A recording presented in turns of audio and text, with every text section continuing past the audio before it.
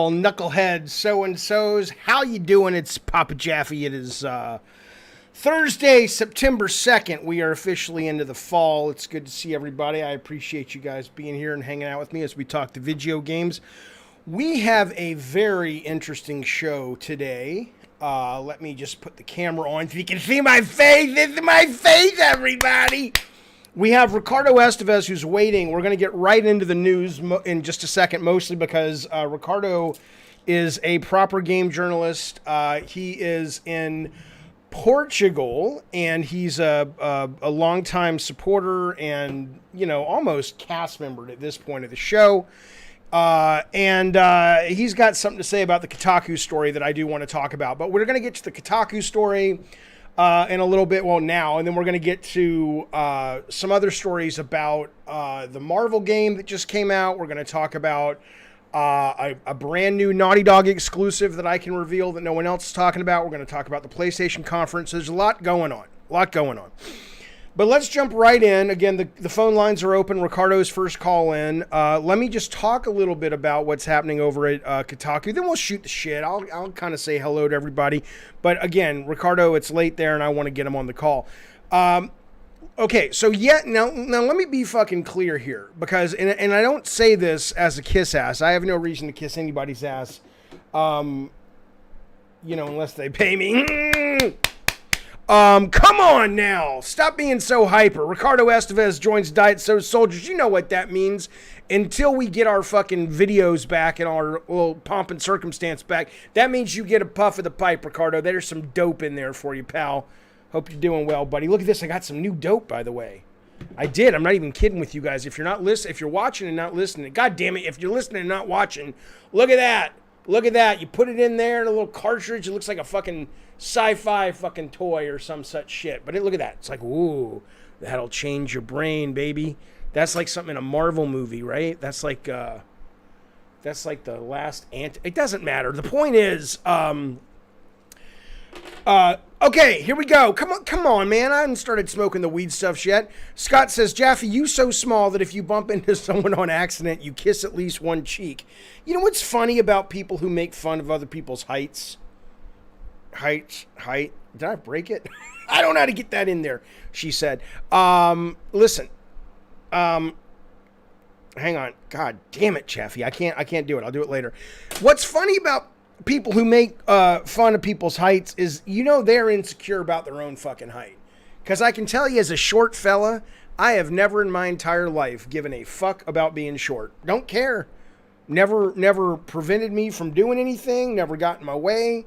Never bothered me one single bit. It's only the people who might be insecure that care. How do I get rid of... Look at this thing now. Look at that thing. I don't know how to get this thing off now. I don't want to bite it.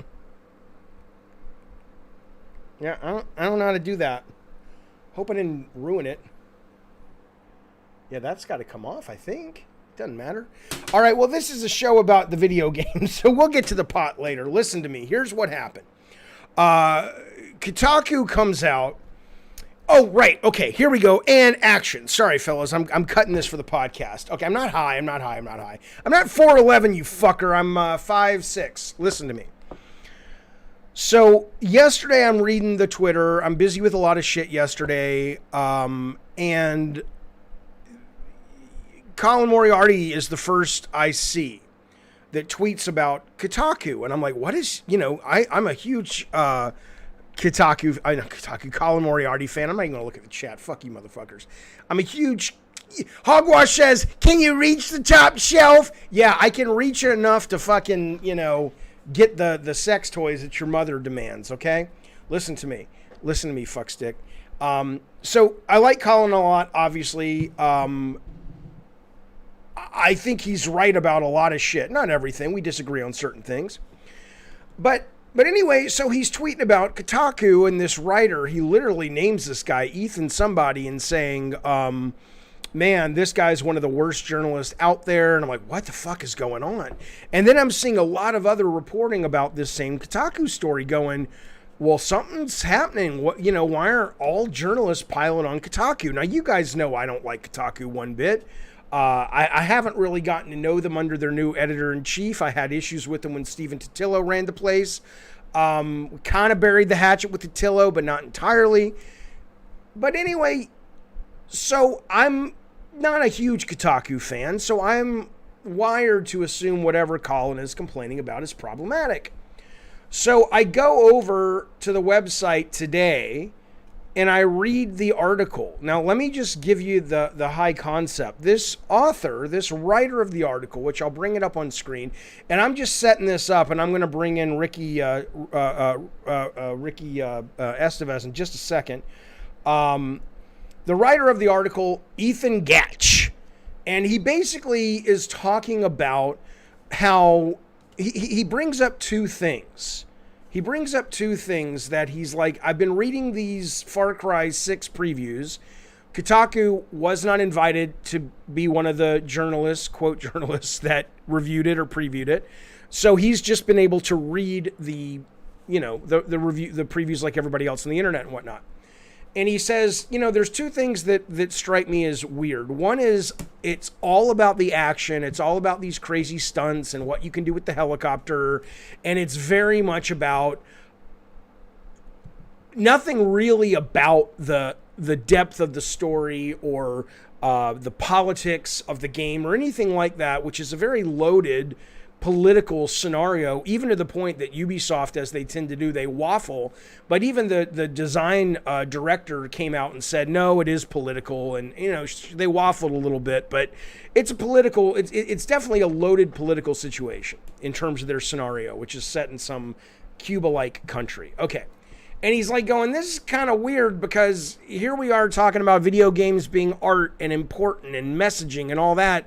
And here is this very, ripped from the pages to some extent, semi-recent pages, headlines about a country that clearly we can draw parallels between it and Cuba and between it and capitalism versus communism and all kinds of things that we say we care about, that we say are important to us as left-leaning video game journalists. Okay, that's interesting. That's not a bad thing to call out. I'm a guy who loves video games and loves stupid, silly, fun games and loves when games get deep and meaty about things. To take a game that has really gone out of their way to sell the fiction of Far Cry 6 in terms of this character, and there's trailers that are just story trailers about the resistance and the revolution and all this shit, to take a group of previews to task and say, wait a minute, this is pretty fucking weird. You guys are telling us it's about one thing, but then all the previews are coming back and none of that is reflected. Now, he could be criticized. Okay, so there's two things. The first thing is that complaint. I think that's an incredibly valid complaint. Whether that's a valid... Now, his complaint was, why didn't the journalist that got to cover it ask about it? And I think that's also a very valid complaint. I don't like Kotaku at all. But how do we disagree with this? How is this wrong? He's a guy who basically says, we're always talking about games as being important, messaging tools, artistic mediums as important as film or whatever. It would literally be like making an Oscar bait movie that you say is about the turmoil of communism in certain South American countries, and yet it doesn't deal with any of that. Right? So why is that bad to call out fellow journalists and go, guys, you had an opportunity here and you didn't say shit? Don't we want game journalists when they're covering games like this to do that? So I don't see the problem there. The other thing that he's absolutely right about is why in the world did none of them, according to him anyway, ask about Ubisoft? It's like, okay, this is great, you're showing us this game, but you guys as early as, or as recently as last month, were being, not sued, well, they were being sued by a union in France, but they are being called out consistently for their toxic work environment, sexual harassment work environment. Nothing, according to a number of workers, as well as a union that did a report on it, has gotten better or has gotten meaningfully better. That wasn't asked either. I literally had a stream a couple of weeks ago where I said, when there was this very well-known reporter who interviewed Bobby Kotick, and he asked Bobby Kotick of Activision nothing about not paying taxes in 2018, China, on and on and on and on. And it was like, what the fuck, dude? Be willing to fucking do your job as a journalist. Sometimes you got to ask the tough questions and let the chips fall where they may. So this guy, as much as I do trust people like Colin when he says this guy's not a good journalist, I don't have any evidence, but I trust Colin. But I find myself a little bit at a loss, wondering why anything this guy is saying is a problem. Isn't this what we want from journalists? To ask the hard questions and to demand a game company that likes to sort of wear the cloak of respectability and art and messaging and politics. And then when a reporter says, yeah, but that's just performative, that's not really reflective in the game that you're selling. When a reporter calls that out, or calls out reporters for not mentioning that, they're the bad guy. I'm going to bring in an actual real-life reporter, Ricardo Estevez. Ricardo, help me understand why everybody's right and I'm wrong, because I don't know why this is a problem. Ricardo, where are you? Ricardo, come on now. Can you hear me? Yeah, I can hear you now. What time is it in Portugal? Midnight 30. Oh, that's not late. A goddamn real journalist is up drinking alcohol at 3 in the morning, Ricardo. Come on now. So what do you, why, explain this to me. Why is this a problem? I don't like Kotaku as far as I can throw them. But don't we want reporters asking these kinds of questions? Definitely. There's a time and place for everything. Okay. Can you hear me? I can hear you great. You're a little quiet. Cool. Because I changed my laptop, so I'm not sure if this is working properly. Let me see if people can hear you. Yeah, I think they can hear you. Keep going. Okay, nice. This is like the person that wrote this. It's like he doesn't know how the industry works. What does that mean? I mean, people that reviewed Far Cry were handed code by a PR to play around, I don't know, 2 hours of the game without having that much access to the story. That's how you preview games. You don't, especially since COVID, there's no events, you don't have access to anyone, you handle everything through a PR, and you have a code to play the game. That's it. Okay, but if you have a code to play the game, and you know, okay, let me ask you a question. Did you get a code to play this game at Game Reactor? No, mine, yes, Game Reactor had a code. We previewed the game as well. Okay, but so it was not me. Okay, so if you had gotten a code to play the game before you wrote your preview, I assume you would have done some research on what you were playing, right? You would have looked at the trailers or read about what this is about. I mean, if you're coming in absolutely innocent to what this is, and none of what they've promised is reflected in the 2-hour preview you played, that would be one thing. But I assume most reporters that are covering this is not their first glance at the title. This is Far Cry. This is a game about, as he says, blowing shit up, playing with co-op with some few friends in an open world. Okay. Crazy, running around with the crocodile with a t-shirt on and stuff like that. That's what Far Cry is about. Okay, that may be that's what Just Cause is about. And again, by the way, I'm not saying you're wrong, but what you're saying is, correct me if I'm wrong here, that Far Cry is about, in terms of your experience with it as a gamer, what you just described. Blowing shit up, playing with friends, open world chaos, blah, blah, blah. I don't think you're wrong about that.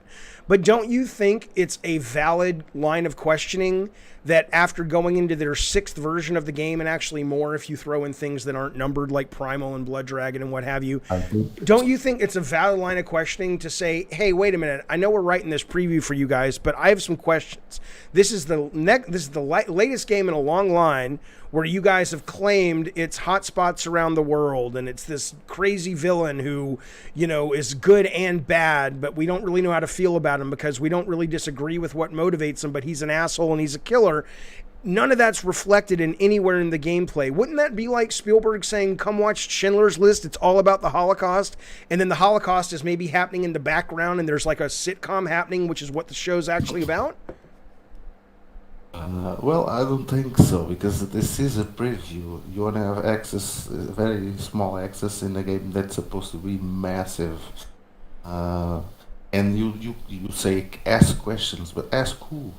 The PR guy? Write the questions then. Right, go. If you're writing the story, go. I played Far Cry. Let me tell you about what I played. Blah blah blah blah blah. It was excellent. It was cool. Blah blah blah. Now let me also let you know there's a really weird feeling here that this is a game that has gone out of its way to tell us how deep its story is and how impactful its story is. We saw none of that. Not a hint of that in what we played. You don't think that's a valid thing to mention in your preview? Yeah. Yeah, that I agree. Yes, but that's right. what he's saying. He didn't. No one called it out. I think it's something that's better reserved for a review, not as much for a preview, especially when the preview is.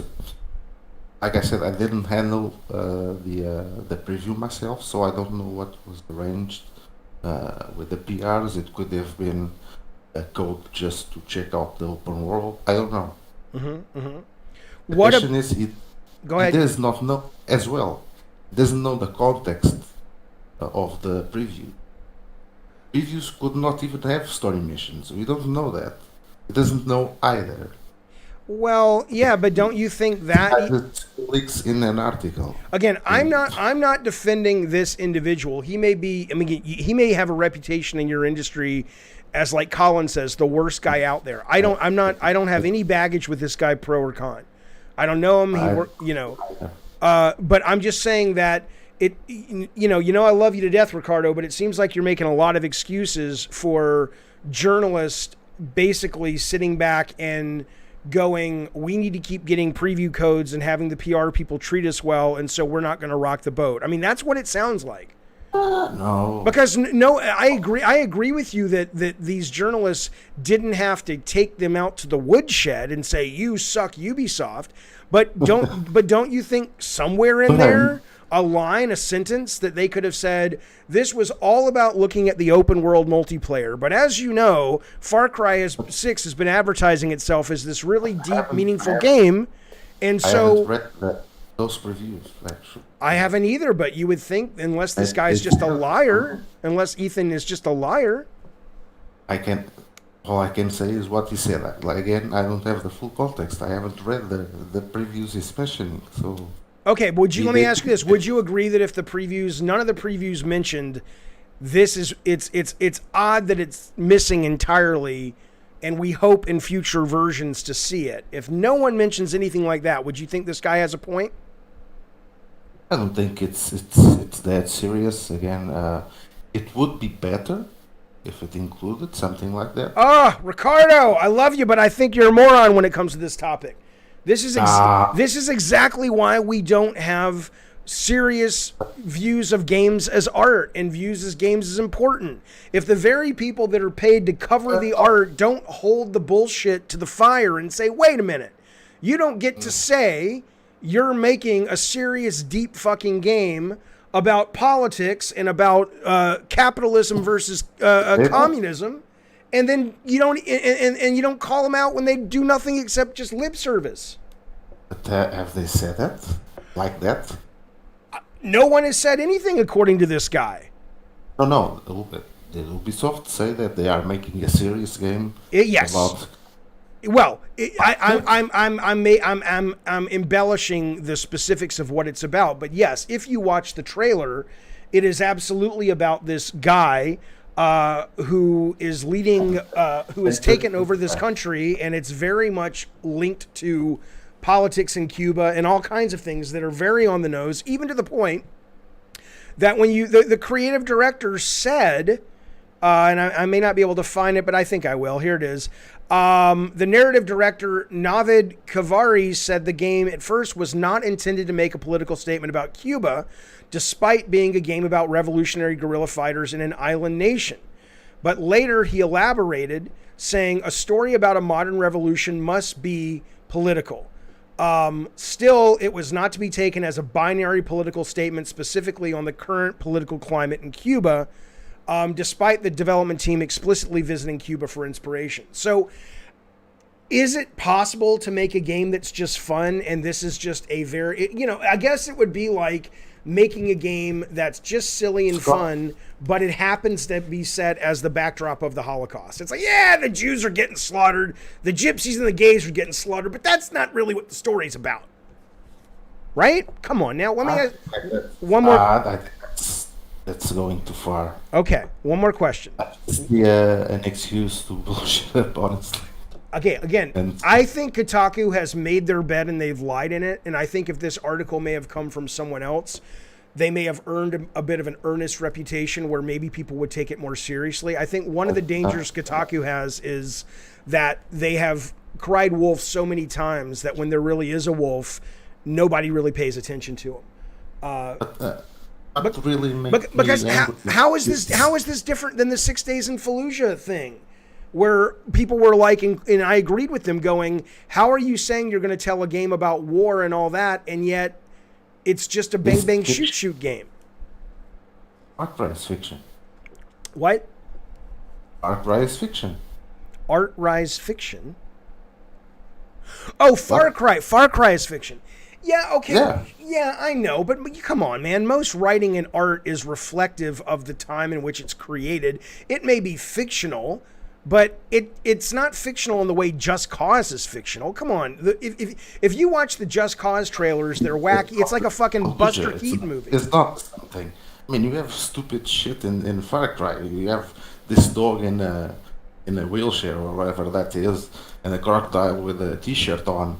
And you have a rocket launcher in your back. I mean, it's Far Cry, man. You take it way too far, man. I would absolutely not disagree with you if they hadn't. Go watch. Have you watched the trailers, the story trailers, where like the girl's on a boat and the guy comes into the boat and slaughters everybody and all this shit? I mean, have you seen these story trailers of this game? This is not wacky fun. Yeah. All right, well, agree to disagree. Last question on this, then I'll let you go. I know it's late. What about, like, I loved what Game Informer's doing right now, where at the top of every article about Activision, they'll put a disclaimer and say, we're covering Activision's games, but here's a link to all the shit they're alleged to be doing. The other complaint this Kotaku guy has is, hey, they didn't say shit about Ubisoft's problems. I don't know. What do you think about that? Do you think it's okay to cover these companies that are currently embroiled in all kinds of controversy and not mention it or not ask about it? Again, that's a bit harder one for me. I tend to separate both things. I try to just look at the games. That's a harder question to answer. It would need more thought, more discussion with colleagues and stuff like that. All right. Well, I haven't quite reached a definitive opinion on that. Gotcha. Okay, Ricardo. I think, yeah, it should. Call back. Here's what I'll do. I'm gonna get about 3 journalists on, including you in the future. Let's have a conversation about it because I think it's important. But go to bed. Okay, I'll see you, buddy. Just say this. Yeah. Calling out your fellow journalists like that. Wait, hang on. Sorry, do it again. Go. Calling out your fellow journalists like that ain't cool, man. I think it's I think it's absolutely cool. I think that's a ridiculous concept. No, if you're a fucking reporter, you're a slave to your audience. You're not a slave to your colleagues. Kotaku never did this. Never did previews just like this. I don't understand. I'm not saying Kotaku's innocent. I hate Kotaku. But no, what I'm saying is I'm sure if I went to Kotaku, I would find previews just like the one the article is criticizing. Great. But isn't that your job as a reporter, to serve your audience? He's basically saying, look at these. I mean, so he should not write the story because it would make his colleagues look bad? Because I think it's being hypocritical. Then someone should write an article about him showing that.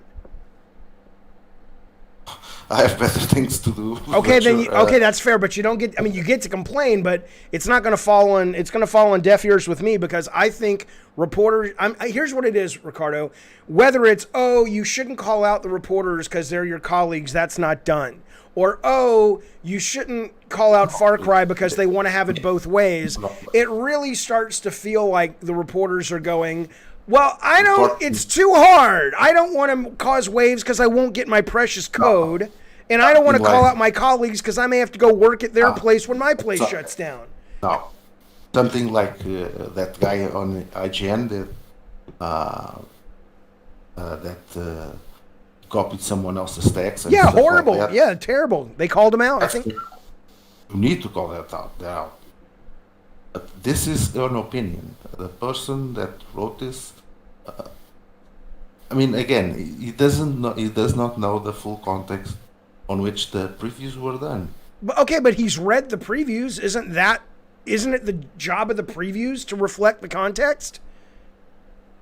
He should know better. He should know how this is done. I think that's inside baseball. That is boys club journalism bullshit, and readers deserve better. But Ricardo, we can agree to disagree, and you know I still love you, and I want to spank your bald head and lick it. You know that, Ricardo. Good night, sir. I appreciate you calling. Bye, buddy. Yeah, bye-bye. That is Ricardo Estevez from Portugal. That line, of course, from the famous movie Tape Heads with John Cusack and Tim Robbins. I'll bring you in Cannibal in a second. Let me get to some of these super chats and comments, and then we will move on. First, we do have a brand new member of the Diet Soda Soldiers, and you know I appreciate it. Where'd he go? It's old JB, old so-and-so. Have a smoke, buddy. Let me get a big screen going up there for you. Have a smoke of the old pipe there, sir. As for you, JB, we'll have all the ads and crazy shit back in a couple of days. It doesn't matter, but thank you for joining, buddy. Thank you for being part of our little band of merry fucks. I appreciate it. Let me get some super chats, and I want to get some chats I saw in the actual, what do you call that goddamn thing? You know, the goddamn non-paid chat. There you go. Where's the first one? Here we go. This first super chat that comes to me is from Grave Doll.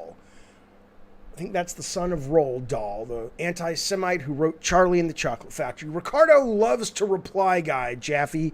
Is he an actual journalist with his low-traffic gaming website? Average website visit of 43 seconds ain't positive. I absolutely have great respect for Ricardo as a journalist. I have read some of his stuff. He has interviewed me. Wherever he works or not, it's enough to take care of his family and have a good, honest living. And I know the man has standards. I don't have to agree with everything he says. Just like, look, man, I'd love to talk to Colin about this because I don't agree with Colin on this either. But I respect the fuck out of Colin and I respect the fuck out of Ricardo. But I don't agree with him on this at all. I think he's wrong as the day is long. But thank you for your ducats, Grave. Thank you for supporting the stream. I appreciate it, buddy. This is from Harry Johnson, you old so-and-so. It's just a game. It's just a game story, Jaffe. It's not that serious. Harry Johnson, you moron. Thank you for your money, but do you understand? I mean, I'm not even fucking with you, right? So I was going to interview Edmund McMillen today. I struggle with this guy's name. I don't know why. It's a very normal name. But I don't know which is more famous, Meat Boy or Isaac. Probably Binding of Isaac and its subsequent, upgrades and DLC and whatnot. His new game is great, or his new-ish game, the Legend of Bonbo or whatever. I played the fuck out of that last night. But anyway, the idea, I'm playing Binding of Isaac because I'll get into it in the interview, which I think is going to happen next week now. When I do it with him. But it was only recent that I came to that series for a number of reasons, and I'll talk about that on the interview. But it's undeniable that is a game that is about something, and that it is heartfelt, and that whether it's on the nose and it's about what it literally is about is a totally different conversation that I want to have with him. But the idea that it's just a game story, Jaffe, it's not that serious. I don't know who you think you're talking to. My favorite game last year was Ultra Kill. If there's a story in it, I don't know what the fuck it is. I don't demand a story. But if you are going to, as I said to Ricardo, if you are going to wrap yourself in the cloak of seriousness and artistry and meaningful statement making, then I'm going to hold you to that, and or I'm going to support those who call you on your bullshit. I'm the same guy that when I was walking around doing press for Twisted Metal Black, somewhere in my dumb head, I got it in my brain that I was going to say, this game is about, yes, it's about car combat and crazy clowns and crazy preachers and stuff, but fundamentally, Twisted Metal Black is a game about depression. Reporters picked up on that shit. It wasn't a game about depression.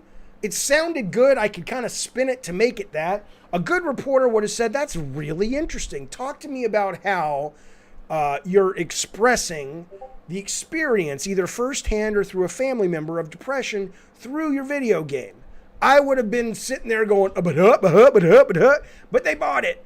So when you say it's just a game story, Jaffe, I think you need to aim higher. You need to demand more, or just accept people are lying to you. Brett Williams of the Connecticut Williams writes in. He says, hey, Papa Jaffe, thank you so much for that super chat, buddy. He says, I'm not even sure what to do with reviewers anymore. He's shaking his hand at the old cloud, and Jesus is up there going, I died for your sins. I'm not even sure what to do with reviewers anymore, says Brett. Look how many of them dumped on Last of Us 2 and why they did. The well is poisoned. I don't know if I agree. I agree with some of that, Brett, but reviewers loved Last of Us 2. What? Are you mean players? Reviewers, that's like one of the best reviewed games of all time, if not the best reviewed games of all time. So I don't know if I agree.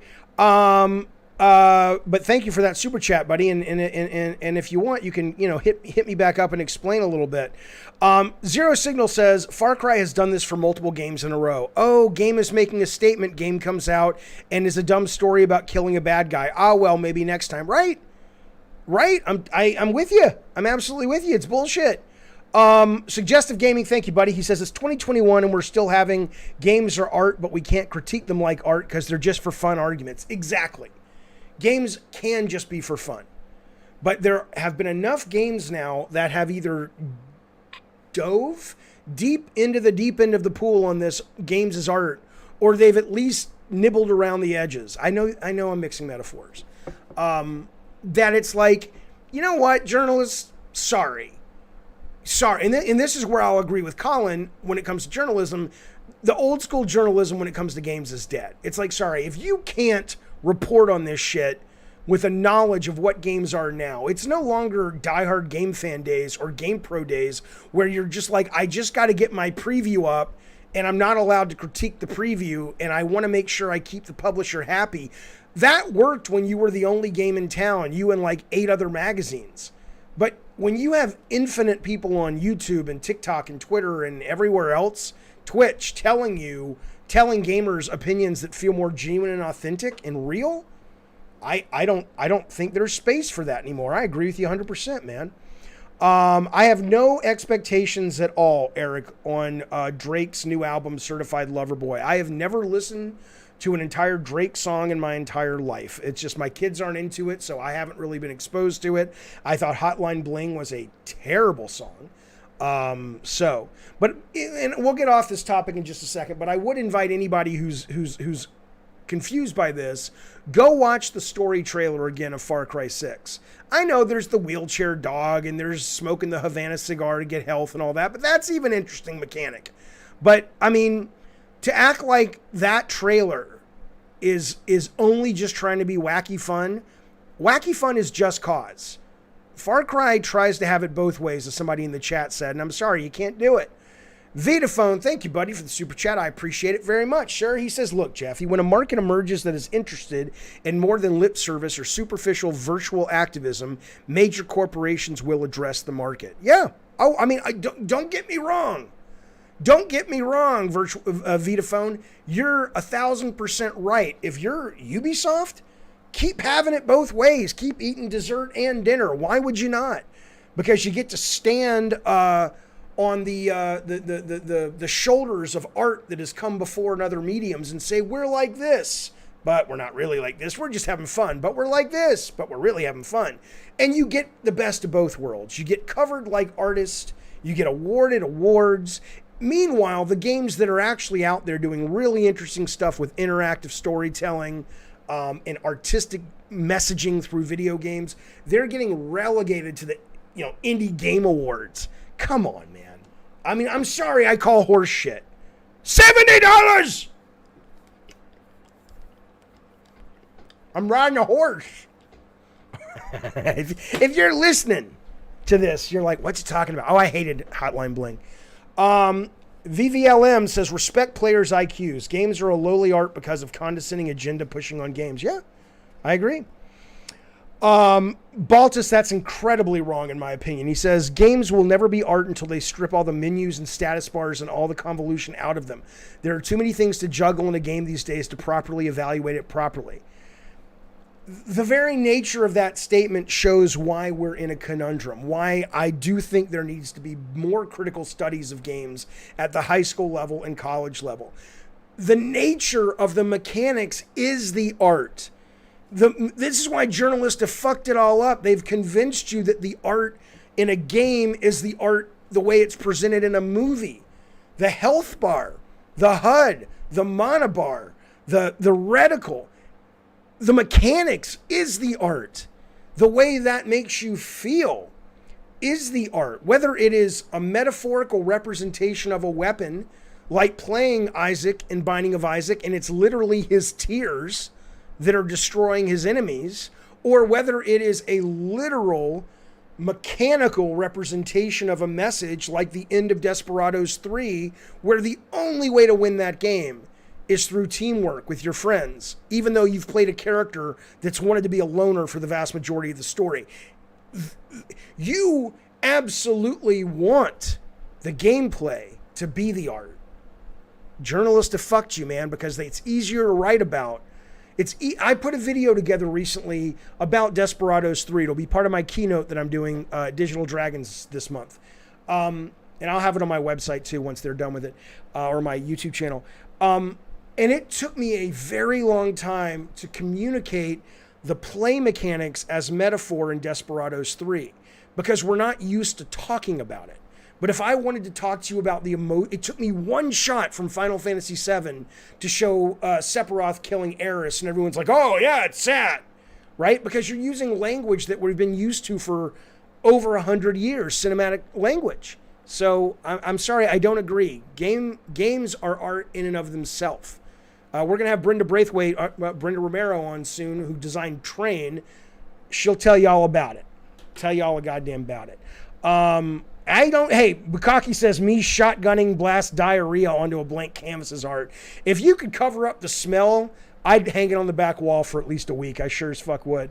Brett Williams, thank you, buddy. He says, I should clarify about the reviewers, Jaffe. I'm talking about the influencers who collectively reach many millions of people who poison the well. Oh, well, sure. I mean, that's the nature of social media. The minute you open up the fucking floodgates to everyone, you got to be a lot more, picky. Fuck you, Megadavo. You think you're going to catch me with my guard down? I made a video all about you and your stupid fucking super chat. I'm not reading it, bitch. I'm not doing it. Fuck off. But thank you for your money. I'll take it. I'm going to bring in Cannibal. We'll wrap this topic up, and then we're going to move on to talk a little bit about the... I think we're going to talk next about Horizon Forbidden West, and then we're going to talk about Sony's State of Play coming up. Cannibal Lecter, it is the Jaffe. What is up, good sir? How are you? Hello. Can you hear me? I can hear you. All 3 times you said hello. I heard them all. Now, what's up? Let's stay on topic and discuss in relation to how Ubisoft handles serious matter.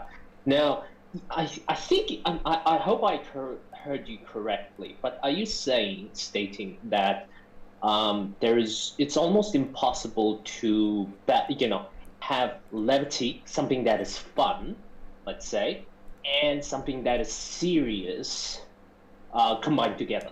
No. Is that no? Okay, all right. Because I really thought I misheard you. So I kind of want to direct. I'm saying in the case of Far Cry 6.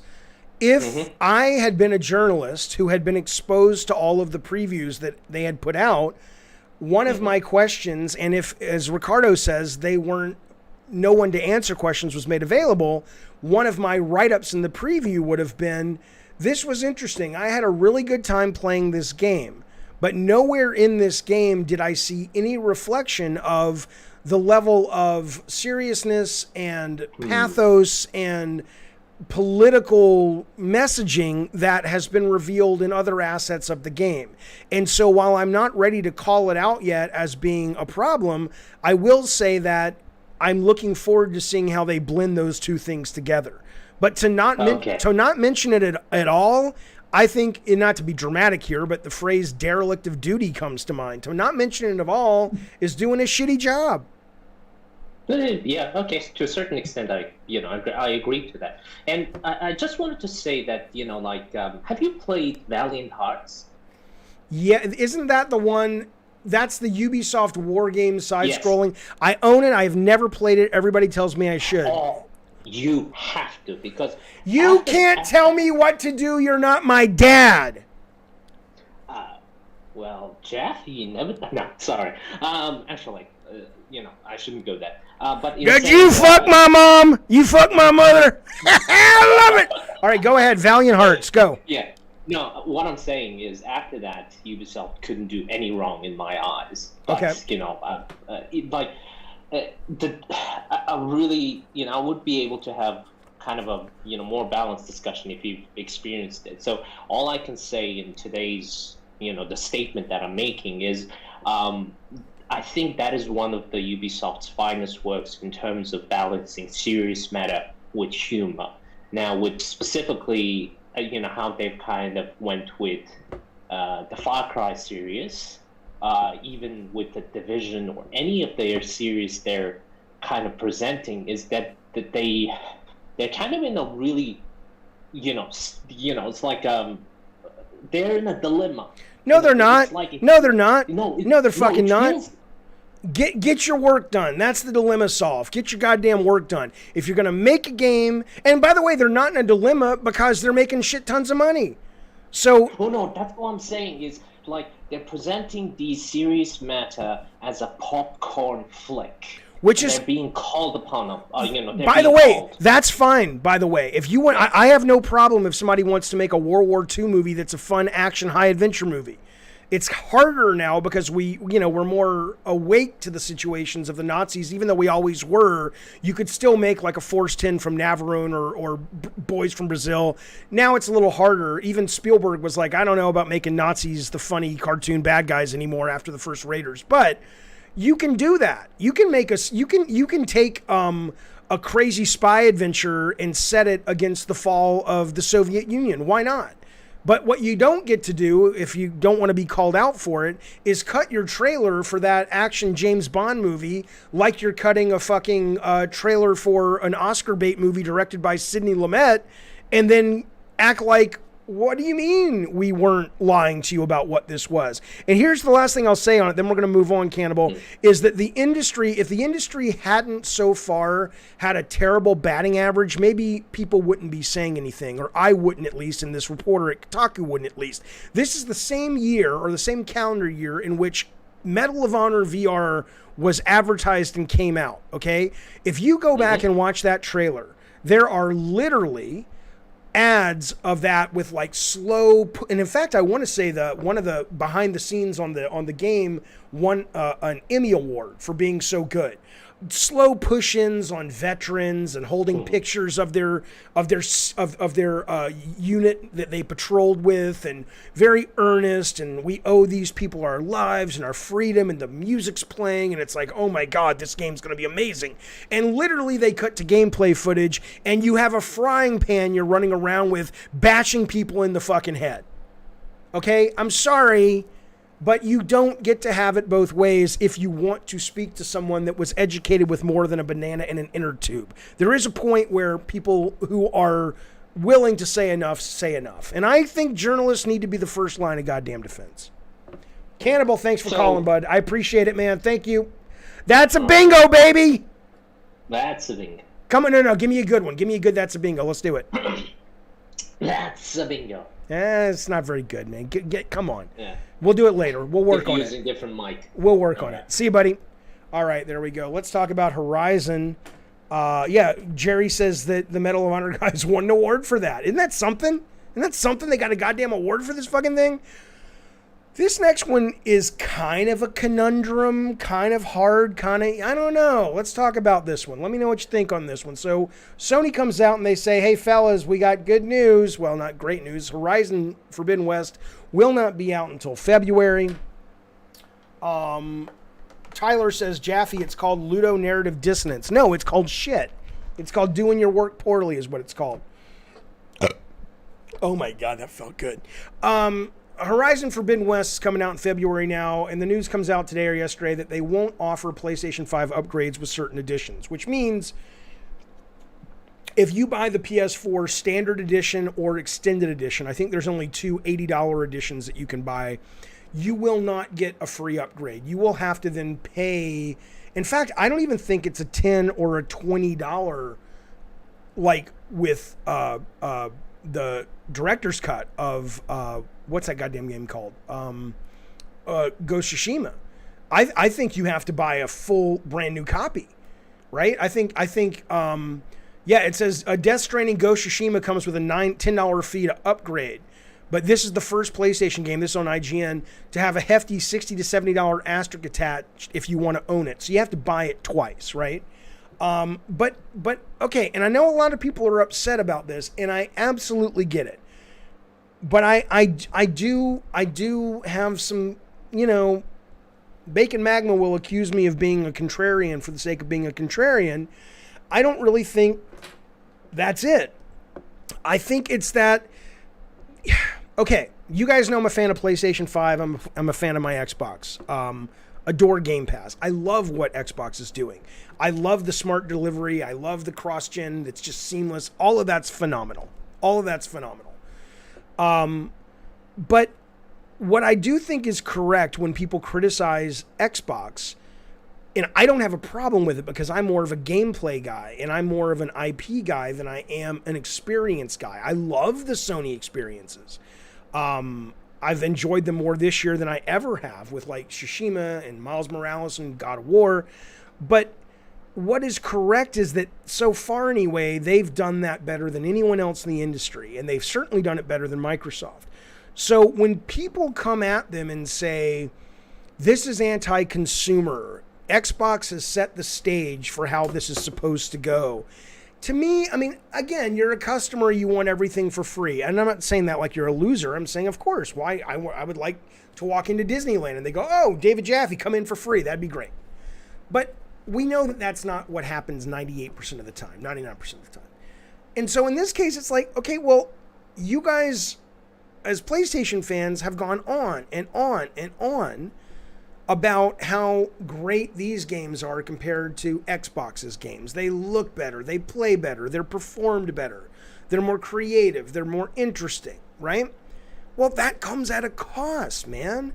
Where do you want the money to come from, right? I mean, this is starting to sound like a broken record, but it's like any time any of these companies does something to further the bottom line, it's anti-consumer, but you don't want, for the most part, a shorter game. I told you guys, the new God of War, 40 hours from what I'm hearing. 40 fucking hours.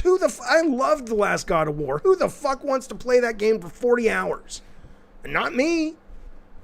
Not fucking me. I mean, unless they can literally dole out 40 hours of genuine entertainment and it's not padded bullshit, okay? Maybe they can, who knows?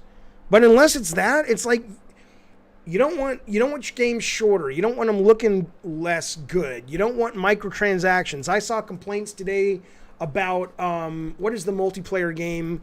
Apparently Ghost Tsushima, for a $20 fee you can get Legends, and now people are complaining that, oh well, that's going to have the people are saying there'll be microtransactions in that game now, and hopefully they'll just be cosmetic. But it's like, what do you people want? What do you? I just don't understand it. Brian King says they're making more money than ever before. Great, and the games are costing more money than ever before. So you know what's the problem? Ricardo Estevez says, read the IGN preview. Kotaku article is bullshit. I will, and I'll maybe make a separate video if I come to the same conclusion you have. But I don't agree. I don't disagree with you. Sorry, that yeah, it's gonna suck, especially since it's hard to find a PS5. If Horizon Forbidden West comes out, I mean, they really can't win, can they? If with over 120 million PS4s and a very limited supply of hardware on PS5s, if Horizon Forbidden West comes out and they don't have a PS4 version, they're going to get slaughtered. If they have a PS4 version, but it doesn't upgrade for free, they're going to get slaughtered. They got slaughtered when the upgrade fee was $10 for Ghost of Tsushima. I mean, what you're really saying is you want the Microsoft business model, but you want it with the Sony quality. And all I can tell you is if, you want to fucking go to a prostitute or you want to go to a call girl. Prostitutes are a lot of fun, but call girls know what they're doing a lot more. And you get what you pay for. So, I mean, it's okay to want the prostitute price with the call girl experience. I don't think that's realistic. I don't know when that's going to happen for you. Every now and then you get lucky. But you know when that is? I'm saying this like I'm an expert. I've only gone to one prostitute my whole life. I'd say they were at the Bunny Ranch in Nevada. And I don't know, would those be call girls or prostitutes? They certainly weren't high-quality call girls. I mean, I'm not saying they were bad, but they weren't like, a $10 hooker on the corner of Sunset and Vine. You know what I'm saying? Whatever. The point is, the only time you get lucky is when it's a prostitute, but and I'm going to say they because it could be gigolo. I'm not just saying women. I go for the women, but it could be for whatever you're into. But they're ready to move up to that escort level. That's all I'm saying. Okay. I've been to one. Well, Tyler says Jaffe's been to a prostitute. I have been to that one place in Vegas, the one where it's legal, out into the Chicken Ranch or Bunny Ranch or whatever. Because I was just like, I was freshly divorced, and I'm like, well, I want to try it. I've always been curious, and I'm like, let me try it, and it was fine. It's a different stream. It's a different stream. Oh, shut up, Scott. Nobody gives a fuck what you feel. $60 or $70 is a lot more than 15, says Brian, and €260 for a collector's edition, and you get no disc. It's just a lot of bad decisions. Again, I'm not saying I don't understand why it's frustrating. I do. But you guys are painting it like Jim Ryan sitting there on his Dr. Evil throne going, or like Mr. Potter in It's a Wonderful Life, like, I just want money, Harba. I don't care about anything else. But you're talking about a company with Scott Rohde, Corey Barlog, Connie Booth, Neil Druckmann, Evan Wells, Brian Fleming. You're talking about a company with people who love this medium. They're not just there to fuck you. Okay, this shit cost a lot of money. All right. Let me bring in this chat, and then we're two chats, and we're going to move on to talk about Sony's State of Play coming up. I think in a week. The Reapers are here, has decided to show up. What's up, pal? What's up, ma'am? You're on. Can you hear me? Yes, I can. I'm sorry, what? Yes, I can hear you. All right, what's up, buddy? So basically, I wouldn't have a problem with them doing the what they're doing with the upgrade path or not having one if they didn't say that they were going to give one for free to begin with. Okay, you're right. There was something in the not the fine print, but they did a tweet back in the day where they said they listed a number of games where the upgrades will be free, and Horizon Forbidden West was in that. And they walked back. Let me ask you a question about that though. Do you think that is an actual because the only reason somebody would be really upset with that is if they said, the game's not on sale yet, so it's not like you've gone and you've spent the money on the PS4 version because you were lied to, which you were, and told that you would be able to upgrade to PS5 for free because you can't buy the game yet. And even if you pre-ordered it, I'm sure you could go to Sony or go to GameStop or whatever and say, hey, they kind of changed what they said, I want my money back. So other than just sort of a thing to a concrete thing to complain about when the underlying thing is really just it feels shitty from a customer standpoint? I mean, are you really bothered that they lied about it or that they backtracked it? Like, that's really what the problem is? Well, for me personally, I don't like companies lying to me in general, because I know it's not just them. It's like every company does this. I don't even. Do you think? And I'm not even going to. Do you think they were lying, or do you think they had every intention? Because they did do it with a number of their games, right? It may have just been that they had every intention of doing it, and maybe they should have done a better job at messaging it, and saying at the moment we're planning on.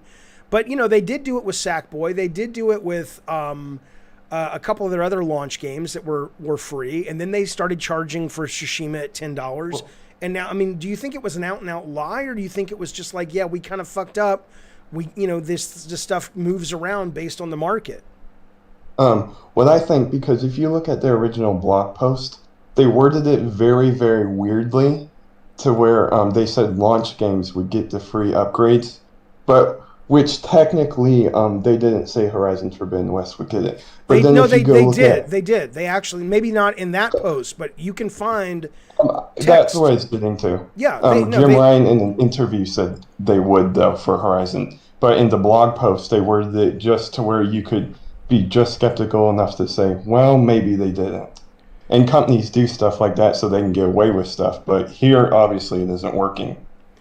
Well, I mean, they're still going to get away with it. Well, yeah. What are you going to do, not buy it? No. Right. I don't even have a PS4, so it doesn't bother me that much, but that's the only main issue I have with it, because I'm still going to buy it. I'm not going to look at this and be like, oh my god, I'm never going to buy a Sony game again, because that's stupid. I want to play those games. Maybe you'll be a little bit less trusting of something they say, and it's like, well, I'll wait until I see it with my own eyes, but that's a good way to view companies in general, because how many times do they just try and screw you over? Agree 100%. All right, buddy. Thanks for the call. I appreciate it, but thanks for waiting. No problem. All right, man. All right, this is hang on, guys. I'm gonna be right back. I see what the fuck my dog's going on about. Be right back.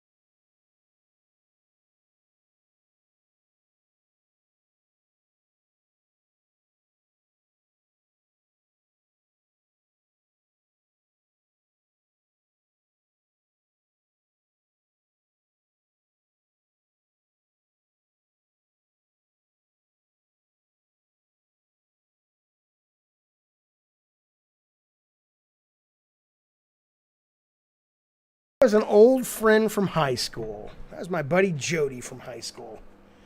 She's a knucklehead. All right, fellas. I know him in mute. Anyway, let me bring in these calls real quick, and then we'll move on to talk about Sony's state of play. Okay. Encryption, you're on. What's up, buddy? Encryption, where are you? Where have you been my whole life? Hey, Jeffrey. How you doing? I'm great. How are you? Good. What's up? No, yeah, I just wanted to pop in because about the extra $10 thing for Horizon. What do you think? No, it's not $10. It's no way. It's not $10. It's help me understand. It's currently $60 to $70. If you buy the PS4 version, there is no upgrade, right? It's simply you buy a new game. Right. The only people that I can see having a problem with that is anyone that has a PS4 and is thinking or trying to get a PS5. Which is a But lot. if Which is a you're- lot of people, right? Right, but I feel like if you're in that situation, just get the digital deluxe, which is $80, which is $10 more, and you can upgrade to the PS5 version. But you do get extra stuff that normally do come with the digital deluxe editions of games. Sure, but I don't really think that's the problem. Do you? I mean, you're absolutely right. If you're trying to sort of math your way out of it, you're not wrong. But I think it's Right. more of a perception issue where people are pissed off. I'd say they're not even pissed off that they're being lied to. I'm sure there's like the last caller. I'm sure there's some people that are very specifically bothered by that. I mean, nobody likes to be lied to. Some people are more tuned to be really bothered than others. Some people just expect it because it's a fucking corporation.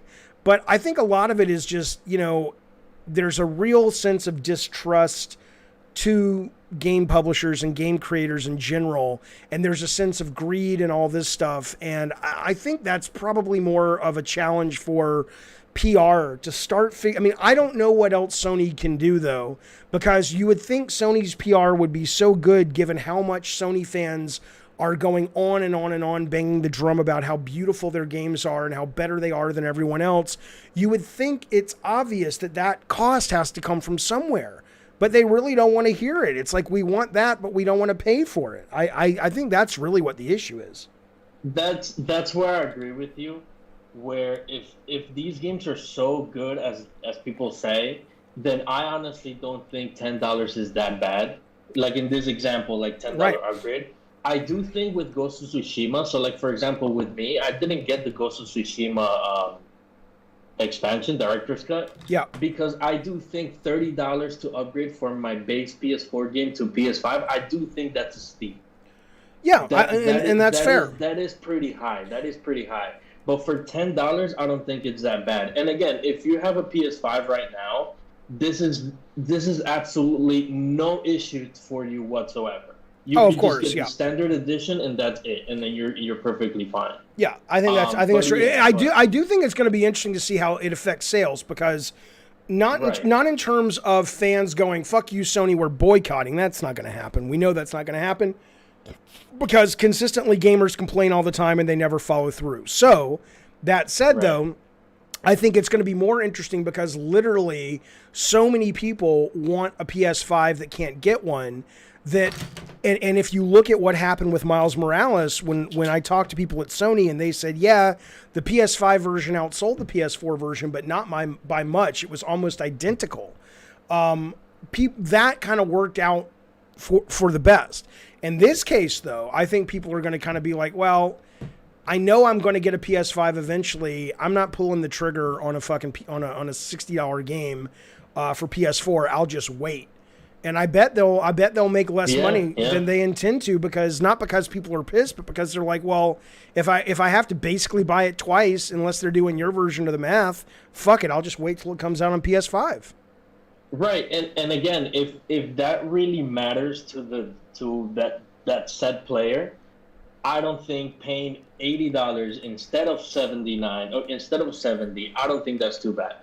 I don't think that's bad. Because then that's where that person would just get the digital deluxe edition. They get all the other extra stuff, and they have both PS5 and PS4 versions of the game. Gotcha. All right, man. Thank you. And one more thing, and to anyone that complains about that, that's where I say what you say.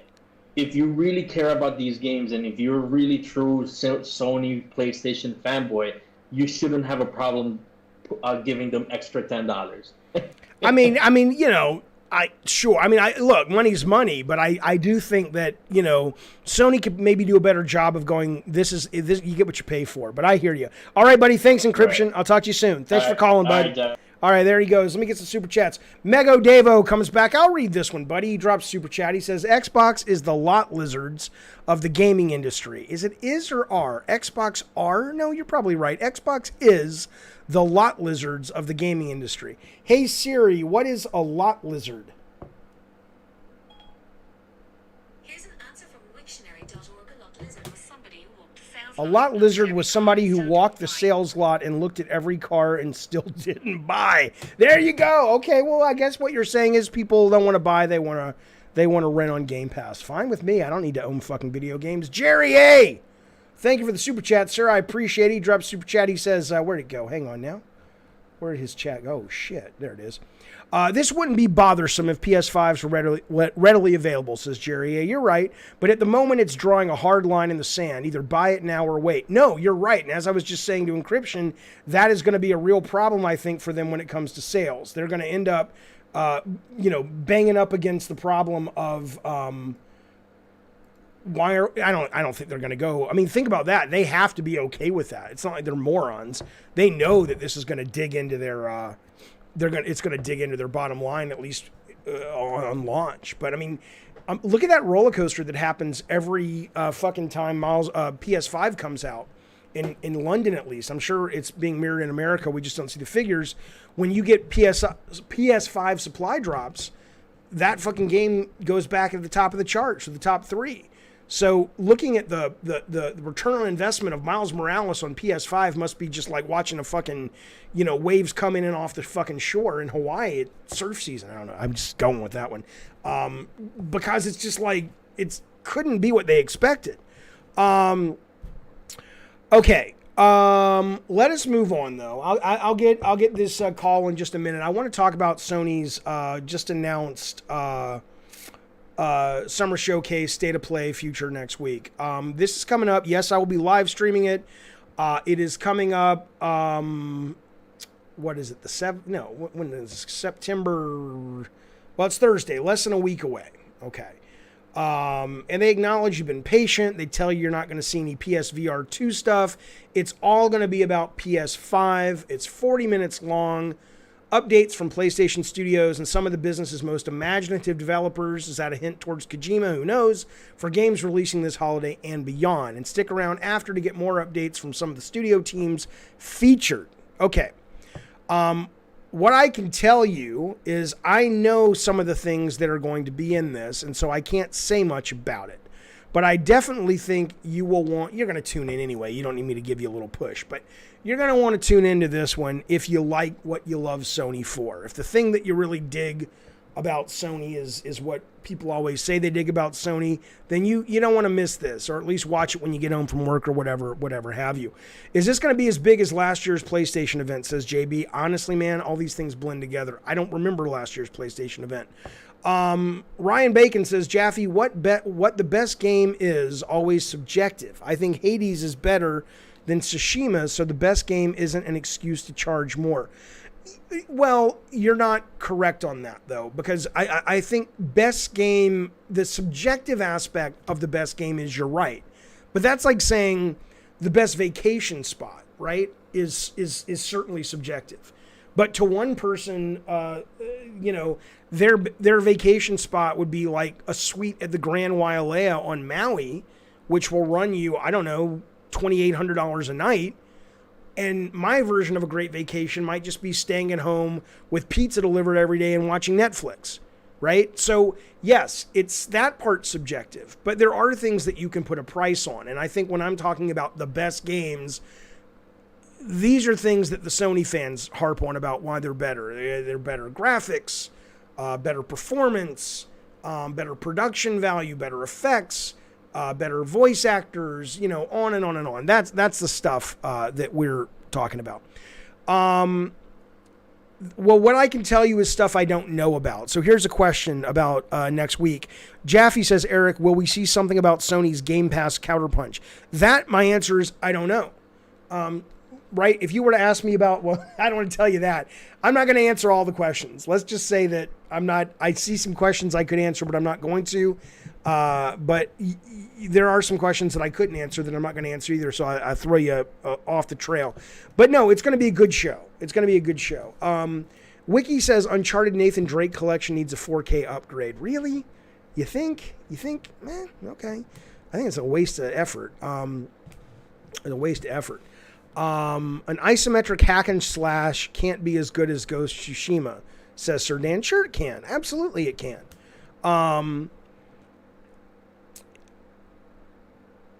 I guess Sony figures there's enough PS5s out there in their eyes, says Mr. Mass Produce. Yeah, for sure. I cannot imagine you will ever see another knack. The next time you will see knack is probably which they have to, if they bring back like a Sony fighting game. Then I think you'll see knack. Other than that, no. I think those days are done. PS5 Pro is going to be revealed? No way. Not already. Ryan says graphics don't make a game better. Of course. Who do you think you're talking to? I agree. My number one game last year looked like this. The best game of the year last year to me was this game. It was Ultra Kill. This is what it looks like if you don't know what the fuck I'm talking about. That's a screen grab from Ultra Kill. My number 2 game of last year was this. Unpacking. That's what it looks like. I'm fully aware that graphics don't make the game. But I'm saying that a lot of the players out there that are hardcore into this shit, they would disagree with you. Right? That's all I'm saying. Bacon Magma would disagree with you. And there's a lot of people who think like him, tragically, terrifyingly. Sony can't afford a Game Pass, nah, dog. They can afford a different type of one, but they can absolutely afford a Game Pass. Graphics immerse you in a game world, says Eternal. They can, but the best games immerse you in the experience of the game. To say that as definitive, I think is simply wrong. It would suggest that Minecraft is not immersive to the people who adore it, or that Among Us is not immersive, or that any game that doesn't look as good. I played Dead Space for the first time. That's a 13-year-old game or something. I played it last year. I loved it. Way more immersive than a boring, beautiful-looking game. I saw Unpacking is coming to Game Pass. I love it. I'm very excited. The internet will blow up if a PS5 Pro. I think the optics would absolutely suck if they put out a PS5 Pro.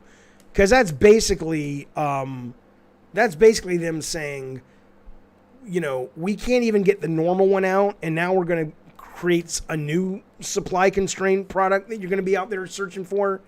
I think that would be a real problem. Yeah, exactly. Matt DeMarco, GTAs have always had middling graphics, but some of the most immersive worlds. That's exactly right. GTA 3 was not a pretty game compared to games that were out. Twisted Metal Black, that came out a couple of months after GTA 3, was a better looking game than GTA 3. But they obviously wiped the floor with us and everybody else in terms of sales and immersion and all that shit. Right, Hogwash can't even get a base PS5 yet. That's most people. Okay. Anyway, there you go. There's that. Let's move on, shall we? I want to talk about. Let me bring in these calls real quick, and then we're gonna jump to talk briefly about Marvel, and then I want to talk about Naughty Dog's exclusive game that I can drop a little information about. Jarvey says, I would love to see Konami at the PlayStation Showcase. Me too. I would love Silent Hill and a new Castlevania. My dream Castlevania is one made by From Software.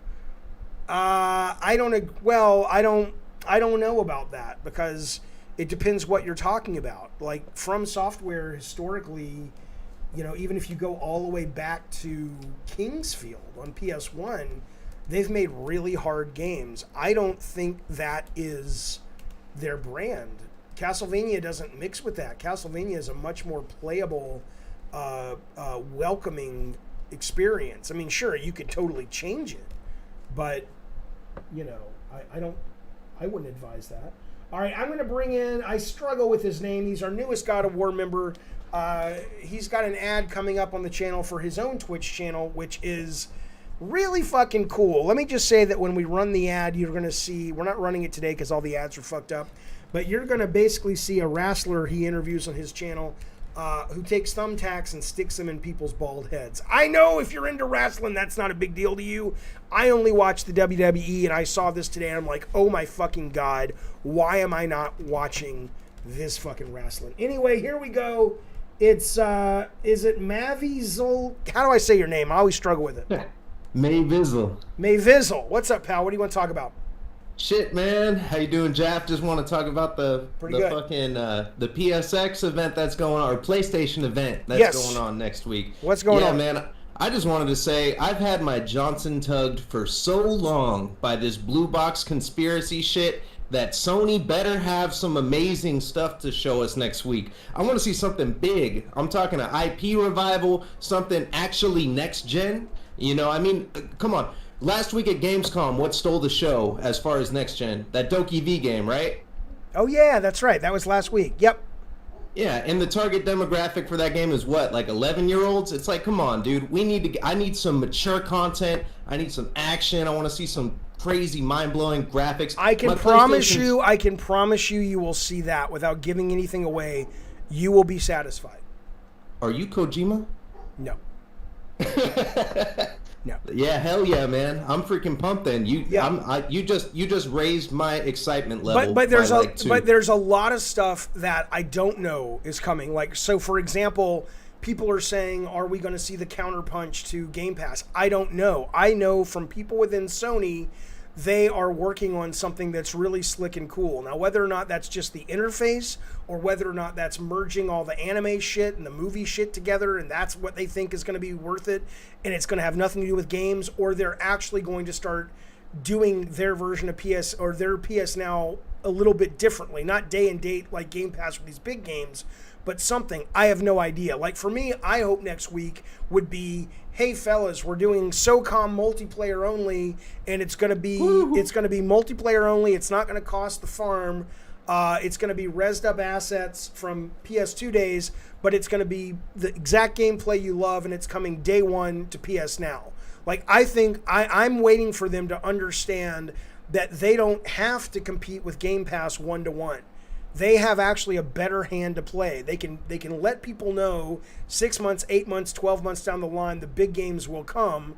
And in the meantime, they're funding these great Sony quality, but much shorter, smaller games that are going to be day and date. I think they could absolutely compete with Game Pass without going the exact 1-to-1 ratio. And I'm hoping to see that. But see, I don't know anything about that. But I do know about some things coming next week that will absolutely satisfy what you're saying you're looking for. Awesome. Yeah, that's what you just described. Sounds like a wet dream. So I'm definitely pumped for next week. You know, definitely. But my bar is set very, very high after the last couple shows. I'm saying that as well. What I will tell you is I know what they're showing. Now I don't know if it's good. I can't fathom it's not. But you know, it's what you're describing. Whether it's good or not, who knows? But they're not going to let you down. They never have. So, in terms of this group of humans. Hell yeah. All right, buddy. Thank you. I'll talk to you soon. Later, brother. All right. I already talked to you once, Cannibal. Real quick, we got to move on. What's up? Fast. Veet. Cannibal. What's going on, pal? All right. In the meantime, we're going to talk about very briefly. There's really not much. You know what? Fuck it. If you want to look, all I can tell you is if you're interested in Marvel Knights, or what is it called? Forbidden Sun, Forever Sun, whatever the fuck it's called. Midnight Suns, the new Marvel game. I'm excited because it's from Firaxis or Firaxis. That dog. I'm excited because it's from Firaxis and they don't really make bad games. And I love games like this. And I love Marvel. And so today they have given journalists an opportunity to play a bunch of it.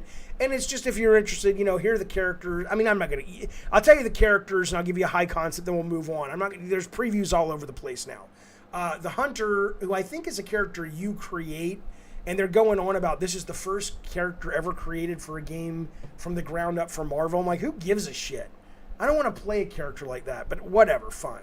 But then you get Ghost Rider, Doctor Strange, Iron Man, Wolverine, Captain America, Magic from, is it X-Force? But she's awesome. She was also in New Mutants. I think New Mutants. I don't think she's ever been in a game before. Nico Minoru, I don't know who that is. Captain Marvel, and Blade. So it's pretty cool. I'm looking forward to it. It's kind of it sounds like it's not going to be as deep or as hardcore as like XCOM. It's more of like you get these cards that you can battle with and upgrade, but it's not like a free-to-play game. Like if this was a mobile game, I would be worried. But the fact that it's not, I'm sure there'll be DLC for it. and it's from a great strategic tactical developer, I'm super jazzed. I'm super fucking jazzed. Parai Sig says, I watched this yesterday. It was the biggest letdown of the year.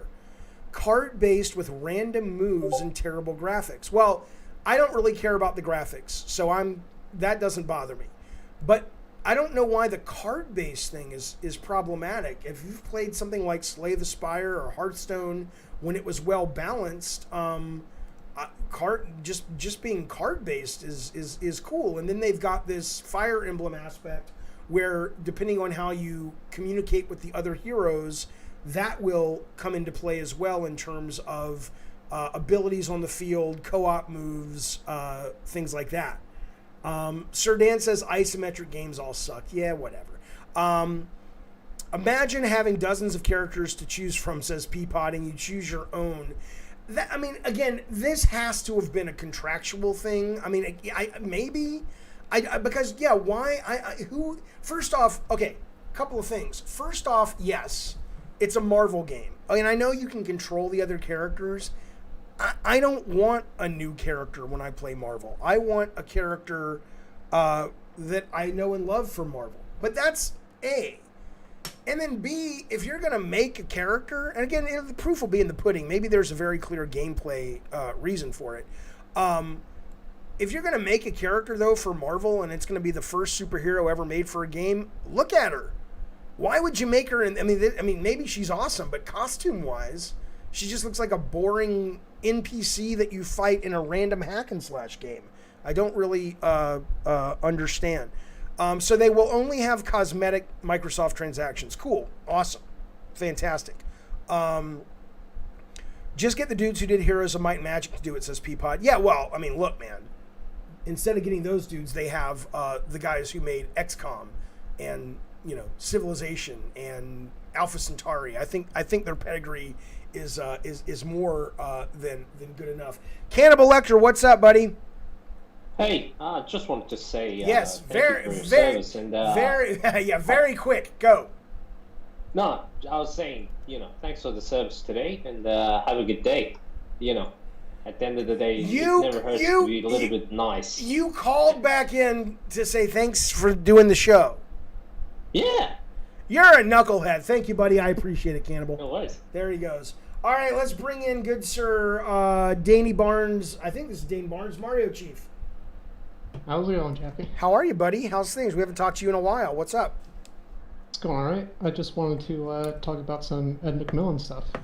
Well, he's calling in. In fact, I think he wrote me right when this show was starting saying, we can't do Monday because that's Labor Day. Can we do Tuesday or Thursday of next week? So we are going to have him on Tuesday or Thursday of next week. The day is still up in the air. I got to write him after the stream.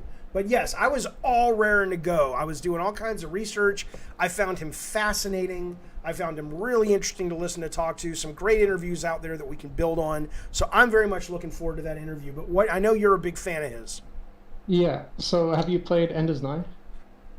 No, I was going to. But I heard it was really fucking hard. And that's one of the things I want to ask him. All of his games, I don't get it. Why does everything have to be so goddamn hard? But no, so I looked at it. I love that he says that's his most personal game. I want to ask him about that. I want to watch some Let's Plays of it over the weekend now that I have some extra time. But no, I absolutely will not play that game because it's literally on the box. It's like, this is a fucking hard game. And I hate that shit. It's definitely hard. I would recommend checking out the Basement Collection if you haven't. It's a bunch of his old Flash games put into one collection on Steam. Oh, okay, yeah, I will. I will check that out. I've been playing his new game. What is it, The Legend of Beanboo or Beanbo or something? That game is great, man. Now, that game I fucking love. I mean, I love Isaac as well, but I'm not very good at it. But the new game, and I don't know if the new game is connected with people as much as Isaac. I haven't heard many people talking about it much, but boy, it's really fucking good. Have you played it? It is really good. Yeah. It's also on mobile. Oh, okay, cool. Very cool. No, I dig it a lot. Like I couldn't stop playing it last night. I was up really late. But yeah, anything else you want to say about him, or I assume you'll be watching next week? Call in, talk to him. If I can, yeah. If you want to do some co-op Isaac, I'd be down to guide you. I have a lot of experience. I think, was it you that messaged me yesterday about that? Yeah. I probably don't want to do co-op because I really just want to kind of immerse myself in it and have the experience. Maybe after I play it a little bit more, then I would love to get sort of the nuance. Because the thing that amazed me about, I'm not going to spoil all the interview questions, but let's just say his fans are unlike, and we've interviewed on the show Cliff and John Romero and a bunch of different developers. We have a bunch of developers coming on. I've never seen fans quite like his in terms of just how passionate and how knowledgeable they are about the world he's creating with Isaac. So I absolutely think there would be a lot I would like you to tell me, but I want to spend more time with it in isolation before I kind of share that experience with someone else. Okay, sounds good. All right, good Have a sir. good one. I hope you're well. Talk to you soon, buddy. Bye. All right. Jaffe, have you seen the gameplay for Solstice? No, I will look it up later. Well, I'm not turning him down, Naw Dog. I just think it's, one of the things I'm learning, and I learned it again recently with Miles Morales, is that there are some games that stream brilliantly, and there are some games that are a nightmare to stream because it really doesn't allow me to experience what the game is. And sort of more narrative heavy or emotional games are not the best games to stream. VVLMM says Edmund fans are insane. They tattoo Meat Boy stuff on them. Yeah, it's nuts. Thank you, Gabriel. He says, hey, Jaffe, I love your soul and I love your heart. Thank you, sir. I appreciate it. We're going to get to some more news. Well, let's see. We're going to cover that.